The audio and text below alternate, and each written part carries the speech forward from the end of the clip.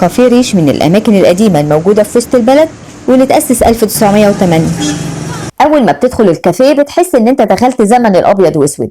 الديكور، الكراسي، الترابيزات، الصور، كل حاجة بتفكرك بالزمن الجميل، حتى الزي لسه محافظين عليه. كافيه ريش كان ليه دور مهم قوي في ثورة 19.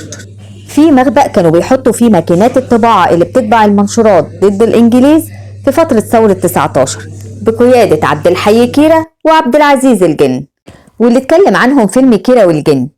في الفترة دي صاحب الكافيه كان يوناني، قدم طلب للسلطات الإنجليزية إن هم يسمحوا له بدخول بند موسيقي للكافيه، واتضح بعد كده إنه كان قاصد بصوت الموسيقى دي إنه يغطي على صوت ماكينات الطباعة.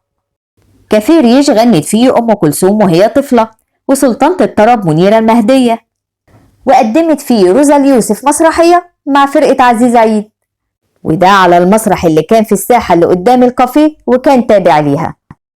وده صالون ريش الثقافي اللي كان بيتجمع فيه الأدباء والسياسيين والمفكرين.